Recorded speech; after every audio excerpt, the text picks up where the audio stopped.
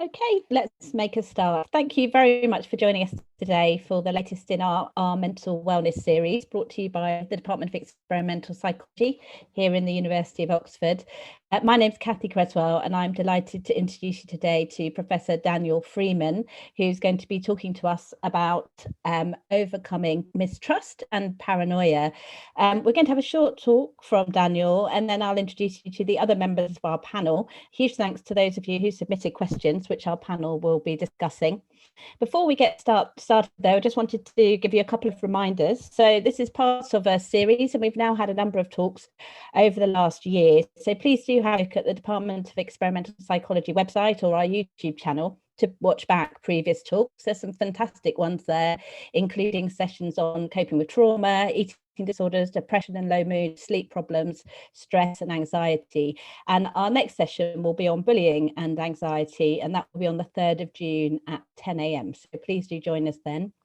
Also, just a reminder that obviously we are talking about subjects that can be difficult for people. So we deliberately set all of our sessions so that they're no more than 45 minutes long, and hopefully that means you get the opportunity for a little bit of a break before your next appointment or activity or commitment. So we'd like to really encourage you to use that time to step away, seek help or anyone to chat to if you need it, but just to give yourself a little bit of a break or thinking space before you move on to the next thing.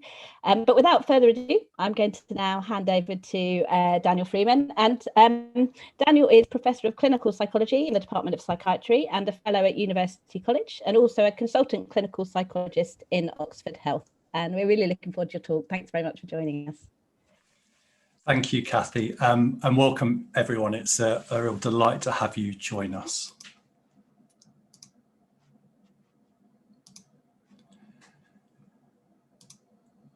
So, the bedrock of our daily life is trust.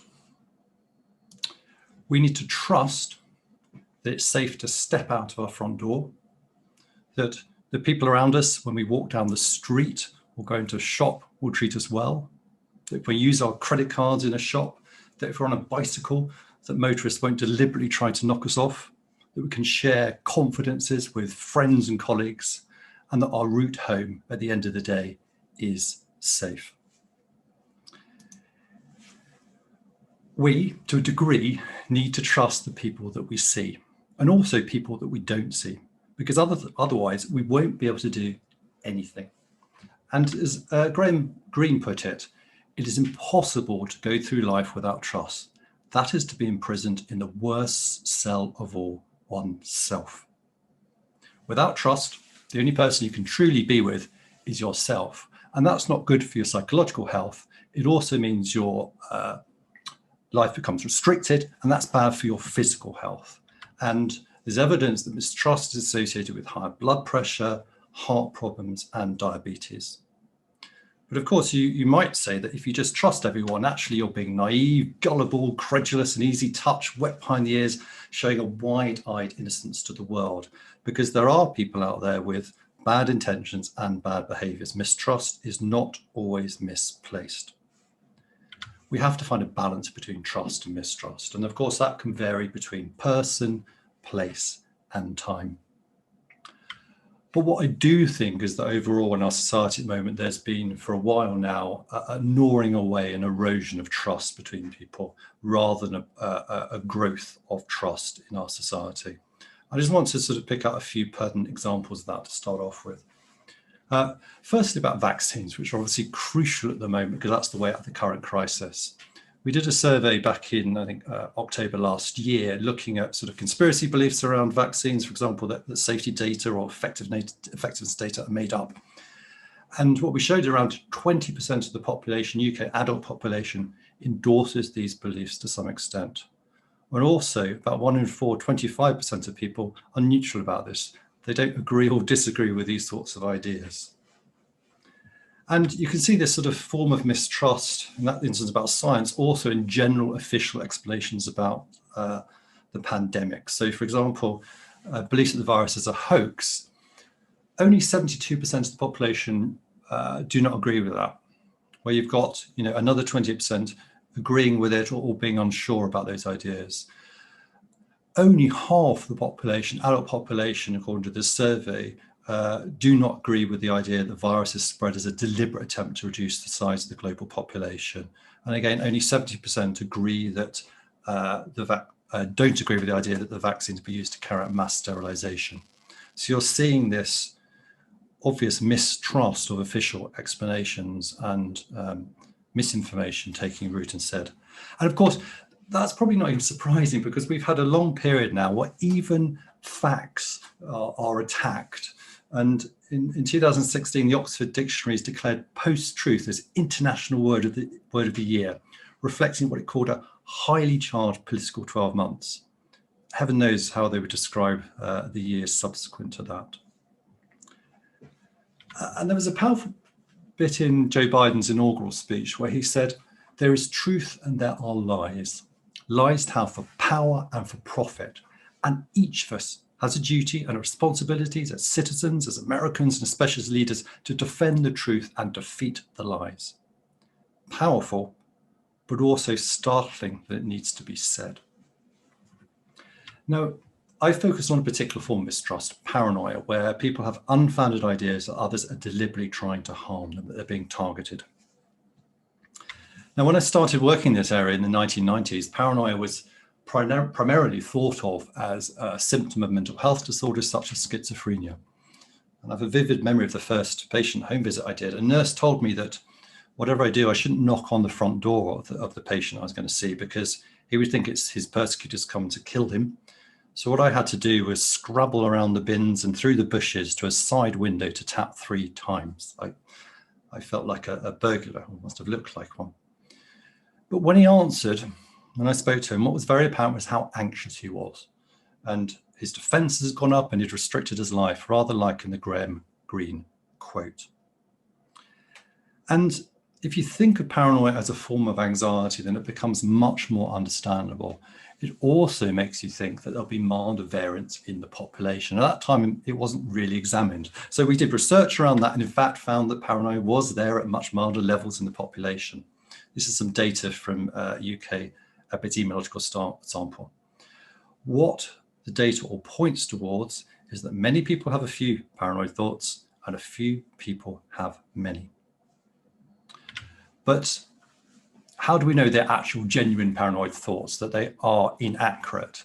Sometimes this could be hard, but a thought is more likely to be paranoid if no one else fully shares your suspicions, there's no indisputable evidence to support your worries, there's evidence against your suspicions, it's unlikely that you'll be singled out, your fears persist despite reassurance from others, and your fears are based on feelings and ambiguous events. And it looks like nature and nurture are important. This is data from a study of 5,000 adolescent twin pairs showing that around half of the variants, the differences in paranoia across the population are down to genes, and around half down to environment. And when it comes to the environment, we know past experience is important. And if people have done bad things to you, that's more likely for you to view the world through mistrust. And we did a study of people attending accident and emergency clinics after being physically assaulted. And in the weeks after, 80% reported being excessively fearful of other people, generalizing beyond the person who had assaulted them. And 6 months later, still 2/3 were reporting being excessively fearful of other people. And what predicted this mistrust over time was that if a person had developed particularly negative views of themselves as well as other people. So how do I understand paranoia? And most importantly, how do I use that information to try and reduce and overcome paranoid thoughts?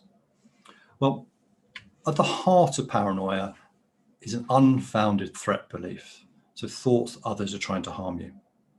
And the consequences of that psychological view of paranoia is that to overcome it, what you want people to do is develop the new belief that they're safe now to counteract the old threat beliefs.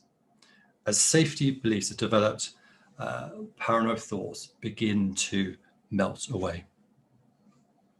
That's easier said than done, because actually there's at least half a dozen factors that prevent this new learning of safety.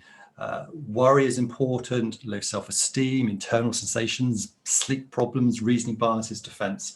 I'm going to talk through each one of those in a moment.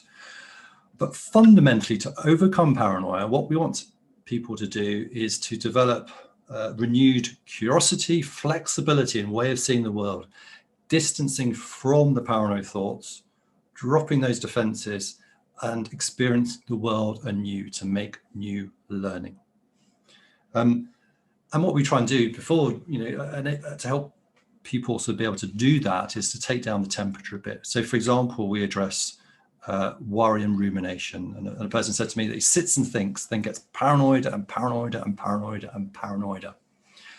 The more people worry, the more implausible ideas come to mind, the more they're elaborated and the more distressing the experience.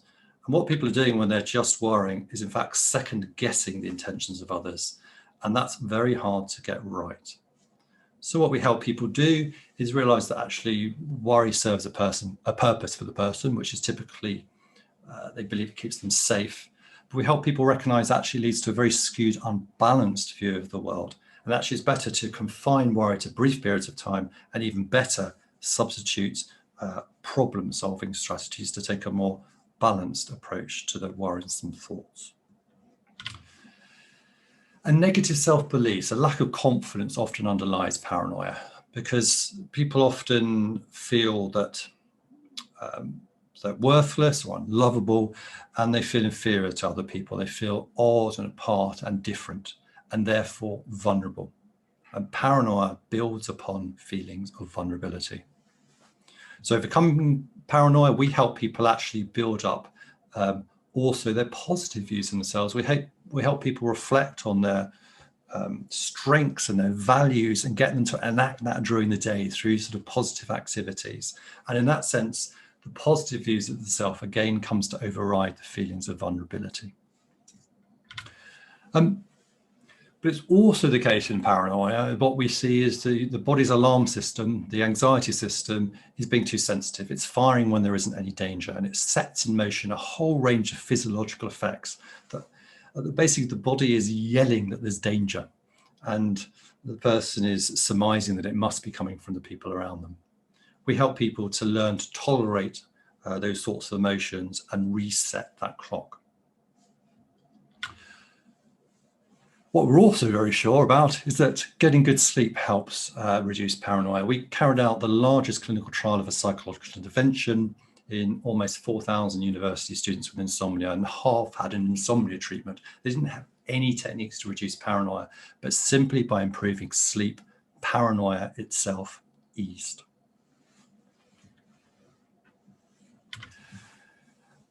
But also it's very easy when you have an anxious thought to get caught up in it, to believe it, to not consider any evidence that is inconsistent with it, and therefore and also not to think of alternative explanations. So you get kind of locked into one way of seeing the world.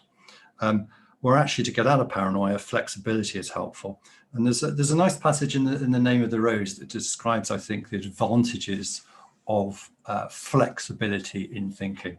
And this is a sort of dialogue between Adso, who's this sort of novice, and his teacher, the Franciscan friar William of Baskerville. And the dialogue goes like this. Adso says, "Therefore, you don't have a single answer to your questions," he says to William of Baskerville. "Adso, if I did, I would teach theology in Paris." "In Paris, do they always have the true answer?" "Never," William said, "but they're very sure of their errors."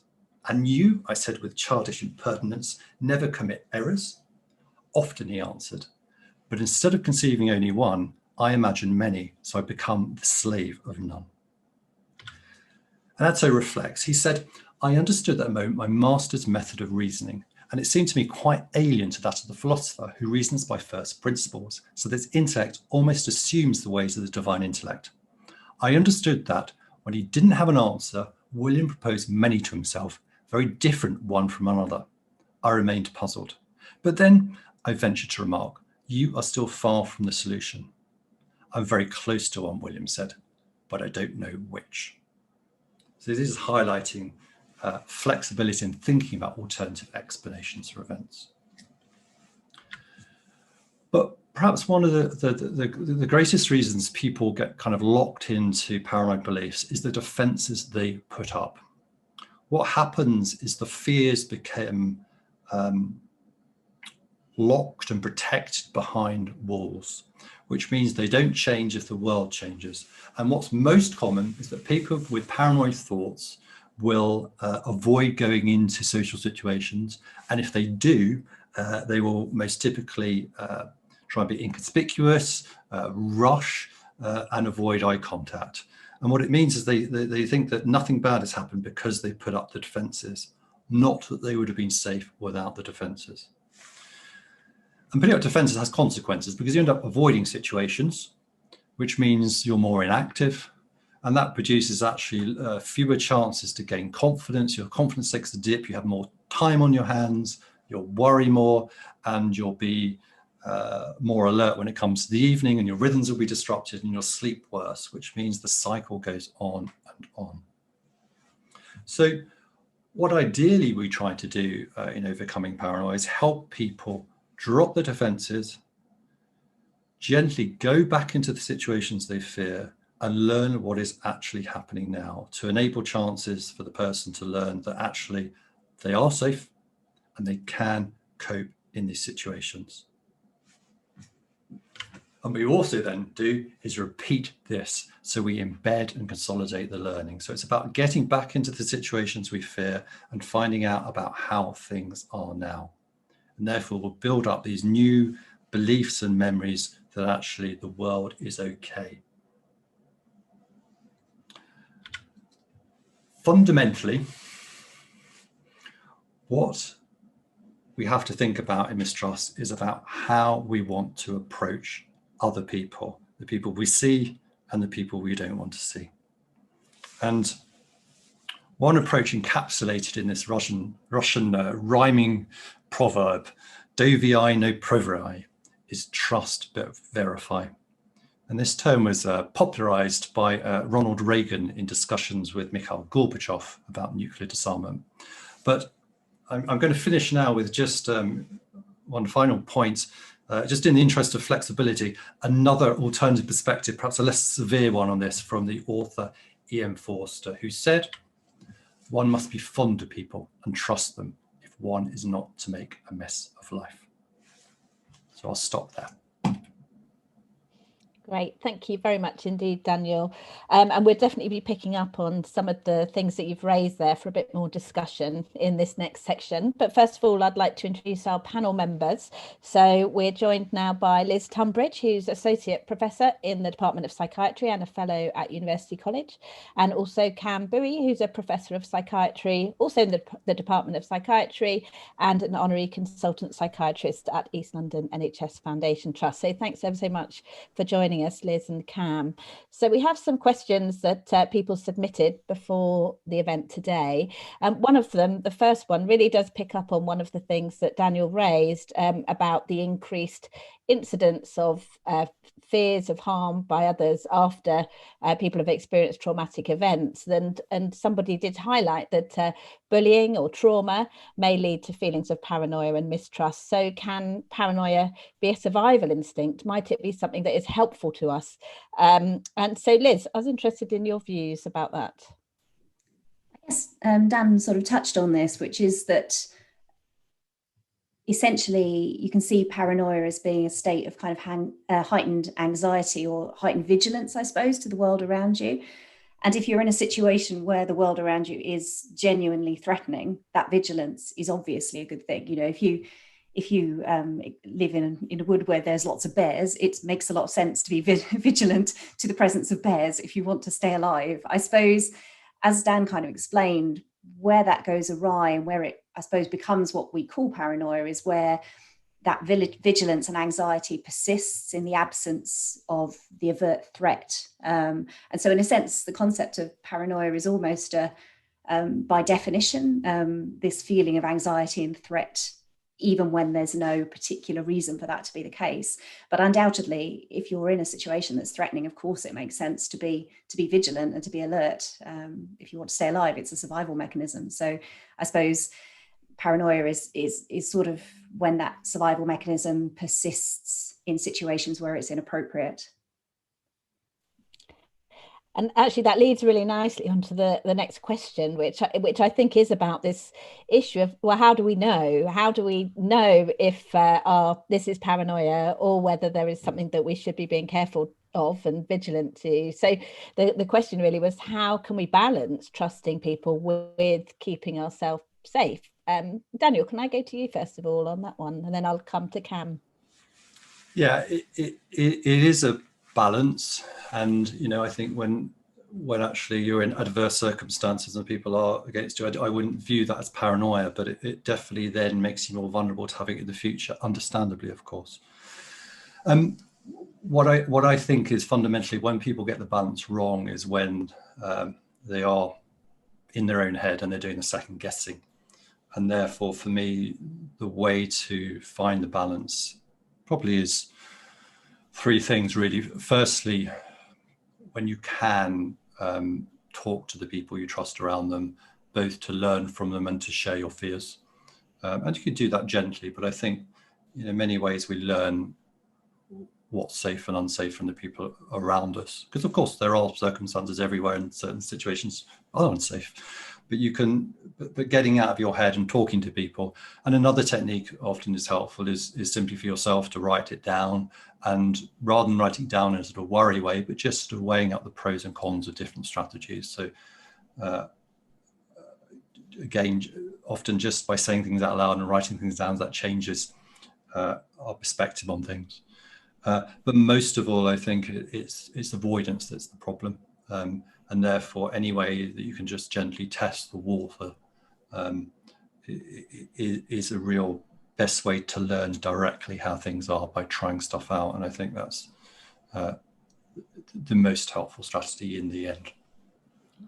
Thanks very much. Cam, did you want to add anything further? Just a reflection. I mean, from Daniel's point about don't be alone. I mean, really, we need to understand why people lack trust, what their experience of learning about trust is. As we've seen, if you've had difficulties from an early age and you continue to live with adversity and trauma, then it's very difficult to trust. So actually, it is a self-protection mechanism to some extent, and one needs to be self-aware, be able to reflect on your own thoughts and judge whether your thoughts are faulty or not. It's not always possible if you continue to be in a place of adversity and difficulty and facing distress all the time.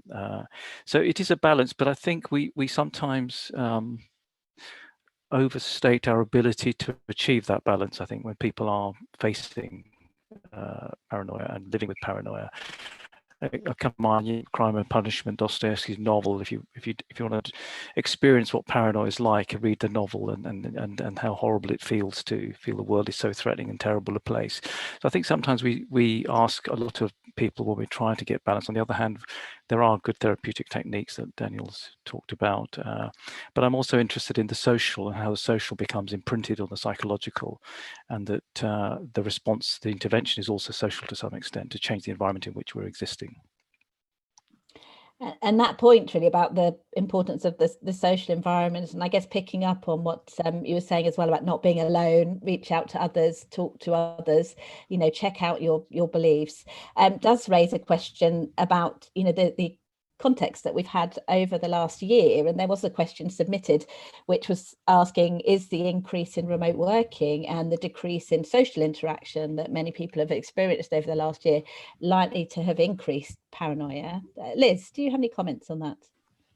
I mean, I think undoubtedly, I can't see how it wouldn't, to be honest. In a way, we're almost living in the perfect storm. We're in a world that's inherently more threatening than it was 18 months ago. We know that people are more isolated than they were, and they're not having those social interactions, which, as we've heard from Dan and Cam, are so important to address paranoia. And we know that people aren't sleeping properly and that they're more anxious than they were. So I can't see that this isn't in many ways the perfect storm of a paranoia generating environment. So it would be almost unbelievable to think that paranoia is not going to increase during this period. Plus, coupled with the environment that we live in online, that increasingly is amenable to spreading fake news about vaccines or whatever else. I think all of these things are going to play into this situation, which we are all inherently in a heightened state of anxiety, and probably for very good reason in many cases. So I think it will remain to be seen how quickly that wanes after things begin to return to whatever normal is after the pandemic. But I think certainly in the short term, I think we're going to see really significant spikes in paranoia. And so I suppose, given that we are still in a slightly strange context, and I guess it's not completely clear how things are going to continue, and we still obviously do have many restrictions on us, I guess that does raise the question of how we can combat these difficulties, particularly in the current context, and how we might switch off these sorts of negative feelings, particularly at times when it's difficult to reach out to others and connect with others. Cam, I don't know if you have any thoughts on that. I think it's really important, the points that Liz and Daniel have made about being in a relationship. We've learned really from the lockdown how difficult it is not to be in real relationships. Even Zoom relationships don't really replace those real relationships. And it's within the relationship that we process emotions, and we process traumatic memories and process adversity, and come to reflect and exercise our ability to trust. And it's within the relationship that we can reduce the levels of anxiety and expose ourselves to alternative perspectives. So isolation is a terrible thing, I think, but also being aware of one's own ability to process emotionally is important. I think reducing levels of anxiety through other means as well, exercise, activity, relaxation, leisure, breaking the cycles, as Daniel's outlined, of worry and reflecting on more positive experiences. All of those are helpful. At the other extreme, I know that I've done some research on extremism, for example, and radicalization, and how digital environments can perpetuate conspiracy theories and extreme actions as a consequence of them, showing what the potential is if people aren't testing their belief systems against alternative views. So there's lots one can do, and it comes back to self-care, self-awareness, listening very carefully, looking up and noticing the other person, and really taking some time. All of these things, of course, are difficult in modern life, and particularly so with Zoom. Thanks very much. Daniel, can I come to you for any further thoughts on that? And particularly, I guess, this challenge of connecting with others, testing out our thoughts and beliefs about others and their intentions in this slightly strange environment that we find ourselves, where it might be harder to connect with people face to face. Yeah, I mean, I think it is the pandemic is a perfect storm for misinformation and conspiracy thinking. I think we're seeing that. I think it's probably less so individual targeted paranoia, but I think there are, as Liz highlighted, a number of reasons those vulnerable may be affected, particularly by the isolation. So I think, as Liz was highlighting very nicely, the social factors will have an influence at the psychological level, and it will be through dips in confidence, more time to worry, disturbed sleep, and then less chances, less engagement with people. So I think there are reasons if you're vulnerable that it may persist more. But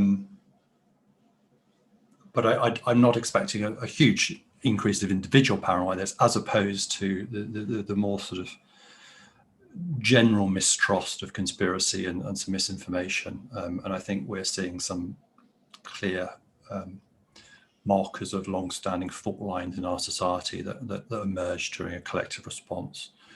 But of course, we've also seen a lot of really good things and coming together and collective responses in this, and the reaching out to others, which is so crucial, I think, in our society, but also helping people overcome mental health difficulties, whatever they are. Social connection is clearly important for people. And, throughout, one feels psychologically better, one is engaged in activity that is meaningful for oneself. And the more you can do that, the more you get your head away from the worries and the fears. There's less time in your head for that. And as Cam has also rightly highlighted, the basics of getting sleep and exercise and diet help you reach that emotional state of distance from thoughts. So, for all of us, I think the pandemic is obviously a test of how we are managed, because so much has changed for all of us dramatically. Thank you. And you picked up there also about, the sort of keenness among many to be able to support others. And actually, that's something that certainly shone through in the questions we received, where many people were keen to know how best to support others, friends, family, co-workers who are showing signs of paranoia. And I guess it's always that concern that you might somehow feed into people's worries rather than be able to be a supportive person for them. So many people were keen to hear your thoughts on how we can best support others who might be struggling with paranoia and similar sorts of concerns. So Cam, can I come to you first for your thoughts on that? Yeah, really important question. And I guess one has to be clear about what role you have with another person as a friend or a family member, and at the same time listen carefully to be aware whether what they're expressing is heightened concern or exquisite sensitivity to awkward situations or a long history of adversity, discrimination. I mean, I do a lot of work on ethnicity and the history of discrimination ancestrally and recently, and then cluster disadvantage and difficulty getting jobs and violence, and all of that means that some people are going to be in a very different place. So don't assume that you know what their world is like and that you understand and relate to it and will be able to relate to it. I think the most important role one can play is just to listen, to be with, to support, to help reduce levels of worry and anxiety, to offer an opportunity to process emotions, reflect, and to not be alone. And within that process, if you see or discover concerning aspects of belief, which are at the more extreme end, perhaps driven by hallucinations or delusions, which are risky for the person or others, then you don't have to do that to yourself. You're no longer a friend. You have to move into a different space. And of course, I guess there's three groups of people I've worked with paranoia: the people with psychosis, people with personality difficulties, people from ethnic minority groups, and each of those convey a different type of paranoia, the most extreme end, if you like, which can still be managed but is worrisome. People who've had chronic adversity, adverse childhood experiences and trauma, and have developed patterns of relating and feeling which need to be managed differently, and those who experience social adversity and chronically over long periods of time, in whom the paranoia may be kept completely reasonable and reflect a reality that they're experiencing, and they haven't been able to manage their way out of it or manage themselves, and actually avoiding self-attribution is one mechanism by which paranoia emerges when one has to manage difficult situations. So I think be as human as you can and as ordinary as you can, and don't be heroic is what I would say. Thank you. Yeah, it sounds like really sensible advice. Daniel, I'd like to come to you on this question as well. And just to sort of pick it up a bit further, one of the specific questions that we had is it best to go along with someone's beliefs or to try and convince someone otherwise? So maybe if you could also tell us a bit about your thoughts on that, that would be great. Yeah, I would be thinking about two things really. One is talking, and secondly about action really. So in the talking, as Cam was saying, I think you have to listen and try and understand the person's perspective. I think it's fine to introduce your perspective into this, but what you don't want to do is set up an argument, because that just backs people into their existing conditions. But the opportunity to listen while you respect, and also providing your view gently is the way. But then also I think for the people around you, it is providing that support, and that's the action bit really, where actually, you want to get the person out, not avoiding, engaged in activities that are enjoyable, meaningful, positive experiences, and also enables them to test the waters, even if you're not going out there to it's like a psychological intervention that way, but you're giving a person to implicitly learn it's okay to be in these situations and to learn from you. So I think there's the listening and understanding, respecting, but also providing opportunities for the person to engage with the world and away from a sort of mistrusting, threat-based perspective. Thank you very much. Liz, I don't know if there's anything else you wanted to add at all, either on that question or anything else that we've covered. Not particularly. I'm going to leave the clinical side of things to Cam and Daniel, who are eminently more qualified than I am to speak to that. Okay, great. Well, thank you all very much indeed. That answers all of the questions that we'd picked out for today to focus on. So I'd like to thank all of you for your time today. I think it's been a really interesting and useful session, and I hope that those who've joined us have felt the same. I just want to remind everybody who has joined us that as I mentioned, we've got another session in this series coming up on the 3rd of June, and that's focused on bullying and anxiety. Also, please do complete the short feedback form that will pop up as you leave the session. They're really useful for us just to help us plan ahead and think about how we should do things and what sort of sessions we should offer going forwards. And as I mentioned, please do have a look at the Department of Experimental Psychology website or our YouTube channel, where you can find previous talks that all equally have a really good combination of research findings and practical advice. So thank you ever so much again for joining us, and we hope that you'll be able to join us again for an upcoming session. Thanks again. Bye-bye.